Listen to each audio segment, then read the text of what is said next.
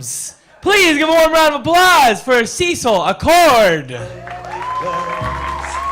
longueurs océanes, un port d'Amsterdam.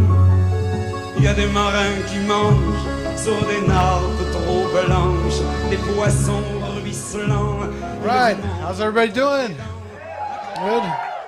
My name's Cecil. Let's jump right in. When it comes to religion, the ones that had it rough seem to announce it. They'll say, I was raised Catholic, or I was raised Baptist. Well, I was raised bipolar. There wasn't some imaginary God that we had to believe in. Our God was real and she was unmedicated. Say or do the wrong thing and you were in a world of shit and you had no idea when that was going to end. And she was going to let you know what your sins against her were. We got all the abuse of religion without getting all dressed up. I mean, at least religion's useful sometimes. Take the Jewish faith. Worried about that high fructose corn syrup? That shit ain't kosher. So you go find the kosher Coke, it's got real sugar in it. That's about it, though, for religion's usefulness. As for you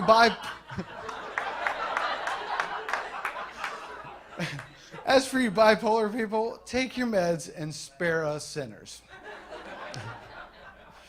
So I work in IT, and there's a few things I've learned over the years. People generally don't have a clue how to use a computer. They never did, and they probably never will. It only takes one user to do something stupid to infect everybody. And people generally think that their kid could do your job.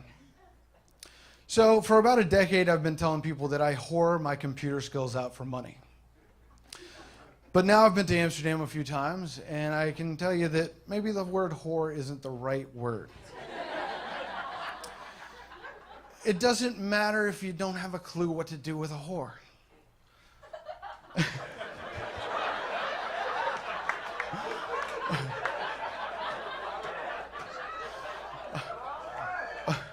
One wrong move isn't going to infect the whole red light district. And no one's bragging to a whore that their kid could do what she just did.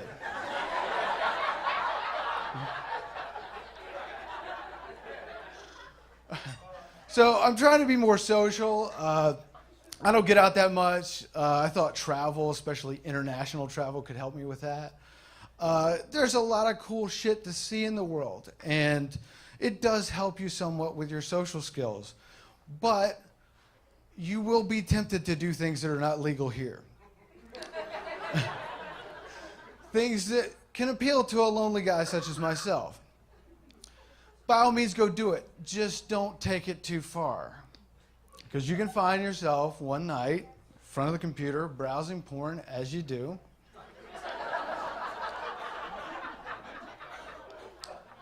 And think, wait, I know that girl. No, I really know that girl. Now, if this happens to you, you might think that you're going to enjoy that clip even more. No, it's actually about the opposite. You're actually looking at it like a hawk, and wait a minute, there's one of those spots she has down there. I didn't notice those before. Maybe I should get myself checked. So, of course, only after you spent the money to get yourself checked do you run across that same clip, this time in high definition. And in HD, it's very, very clear that you just freaked out over a couple of ingrown hairs. So, yeah, travel's cool and all, but no more Czech Republic for me is what I'm trying to say. Shit like that does nothing for your social skills. Okay, so I spent a lot of time on a site called Reddit. And if you're not familiar with Reddit, it's a site where people from all over the net submit links that they like, and people vote them up or down, and it shows it to you in its order of popularity. And you can spend hours on this site. Well, about 3 or 4 months ago, I ran across the following post. Bad news, people. The Real Touch robotic vagina is no longer for sale due to patent disputes. That's right. There is, or was, I guess, a robot vagina that you could buy. So apparently this thing was designed by a NASA engineer. It hooked up to your computer USB, and it synchronized with pay-per-view adult films that were available on their site. And it'd been out for a couple of years. It had won a couple of awards even. But the part of the article that I found truly disturbing was that they mentioned that there was an active user community with a forum where people would trade scripts that they had come up with to match the motions of porn films that you could download elsewhere on the net. So let's let that sink in for a second. We're talking about dudes sending other dudes mechanical instructions for a machine that jerks you off. And what's worse is when you go to the forum that has these scripts on it, they're commenting like, "Hey man, nice script," or "I love your new script." How is "Hey man, cool script" not the same as "Thanks man for jerking me off while we watched that video together"? Nice technique.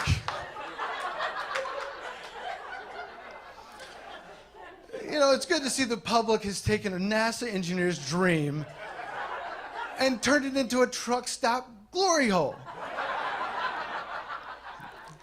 And of course, the one time we have a chance to beat the Japanese at weird sexual shit, you can't even buy the thing anymore. It's a damn shame. So, on another note, I can't stand kids. I'm sorry, I just can't stand kids. But your kids suck because you suck.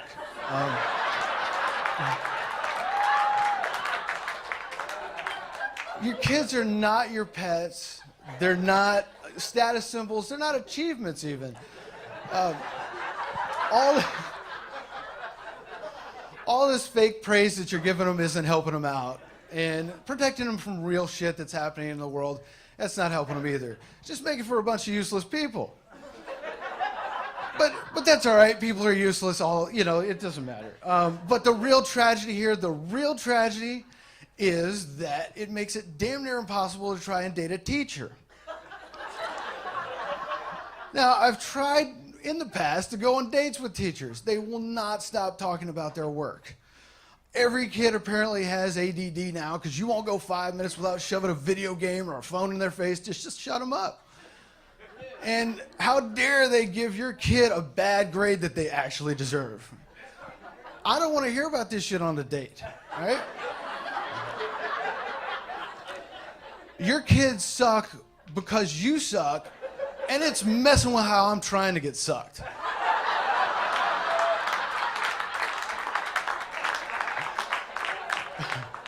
All right, that's all I've got. Y'all been great. Thank you very much, Funny Bone. Thank you, Tim.